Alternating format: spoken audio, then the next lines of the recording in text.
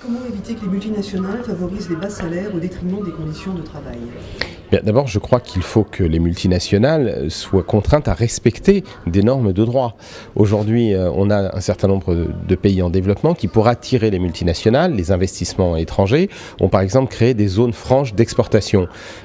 qui ont attiré donc l'installation de filiales en disant on va vous faire payer moins d'impôts, mais qui deviennent finalement des zones de non-droit aussi sur le plan social. C'est souvent aussi dans ces endroits, en Amérique centrale par exemple, en Asie, qu'on a constaté que les droits syndicaux étaient le moins respectés. Donc la première des choses, c'est qu'il y ait un respect par l'ensemble de la communauté internationale des législations qui existent déjà dans chacun des États membres. Deuxièmement, une des choses pour lesquelles nous nous battons au sein du Parlement européen, c'est que quand l'Union européenne passe des accords commerciaux avec d'autres pays,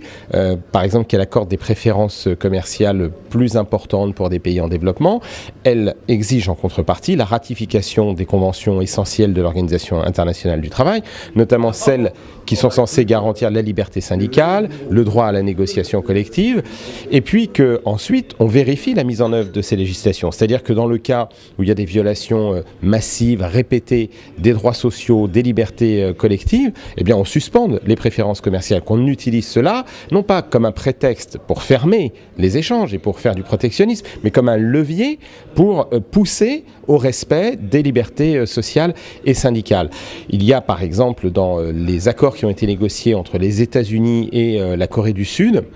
sous la pression des syndicats américains, des démocrates au Congrès, des clauses sociales très contraignantes qui ont été introduites et qui obligent vraiment à respecter les droits syndicaux des travailleurs coréens. Et quand ce sera mis en œuvre, je crois que ça va les aider. Donc c'est non pas opposer le commerce aux droits sociaux, mais le conjuguer. Et nous voudrions, nous, puisque l'Europe est en train en ce moment de négocier des accords d'échanges bilatéraux, de zones de libre-échange avec la Corée du Sud, avec l'Inde, avec le Mercosur, que nous puissions inclure des clauses de ce genre, et donc les multinationales qui installent des filiales de production dans différents pays ne puissent pas faire cela pour échapper à leurs obligations sociales. Et puis il y a aussi tout ce qui peut être fait du côté des consommateurs. C'est vrai que les batailles qui ont été menées pour vérifier si les chaussures de telle ou telle marque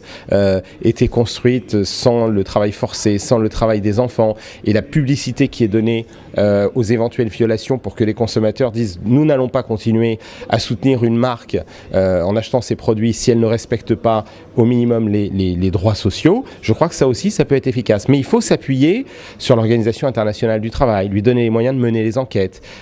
donner de la publicité à ses prises de position. Il faut peut-être aussi que l'Organisation mondiale du commerce donne enfin à l'Organisation internationale du travail toute sa place. Il y a pour la première fois ces dernières années une coopération qui s'est établie entre le directeur de l'OMC et le directeur de l'OIT, parce qu'ils en ont la volonté politique, mais il faut que, institutionnellement, par exemple, l'OIT ait un statut d'observateur au sein de l'Organisation mondiale du commerce, et que quand elle peut alerter sur des violations des droits sociaux qui mettent en cause justement la cohérence des normes internationales, qui certes reposent sur les règles du commerce, sur les règles du FMI, mais aussi sur les grands objectifs que la communauté internationale s'est fixés en matière de travail décent, en matière d'éradication de la pauvreté, en matière de respect des libertés syndicales, que l'Organisation internationale du travail puisse dire, écoutez, nous appelons à des sanctions contre des pays qui violent ouvertement leurs obligations au titre des conventions de l'OIT.